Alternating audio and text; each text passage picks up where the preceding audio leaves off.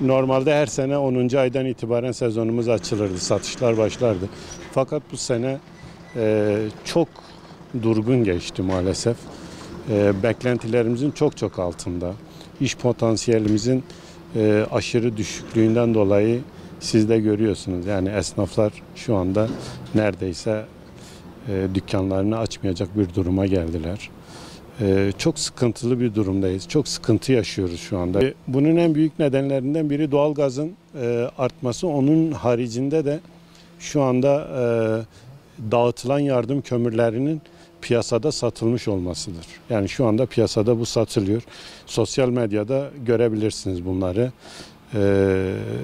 Sosyal platformlarda bayağı alenen satılıyor.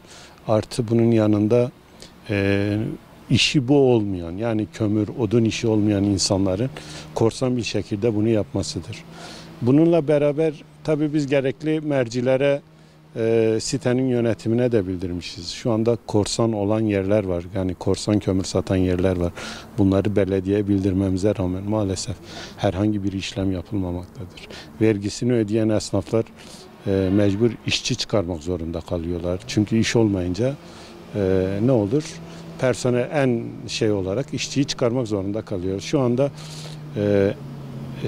bundan 5 sene öncesine rağmen burada çalışan işçilerin %80'i şu anda burada çalışmıyor. Yani iş potansiyelimiz %80 düşmüş demektir.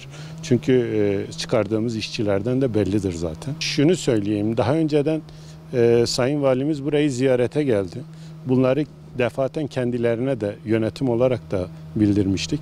Böyle yerlerde korsan bu işi yapan insanların olduğunu.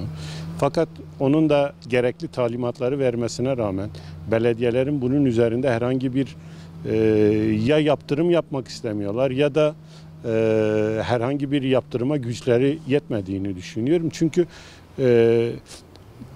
katı yakıt satıcı kayıt belgesi olmamasına rağmen bu işi yapıyorsa hem halkın sağlığını tehlikeye atıyorlar hem de vergisiz bir şekilde çok daha ucuza kömürü satıyorlar. Çünkü biz vergi veriyoruz. Elektriğimizi, suyumuzu, işçimizi, arabamızı, her şeyi verirken adamlar sıfır masrafla bu işi yapıyorlar.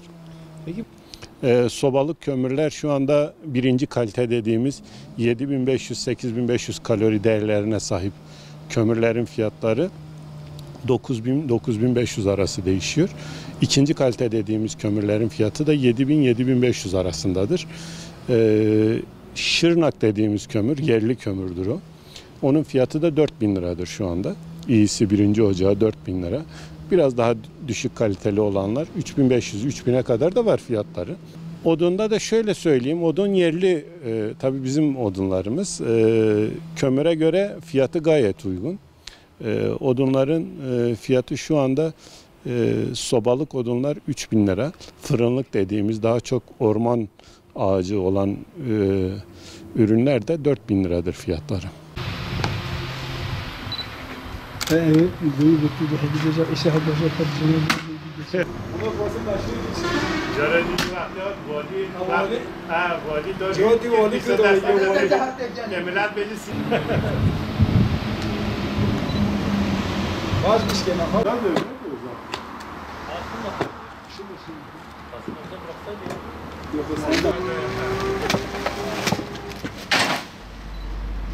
Yeterlidir abi.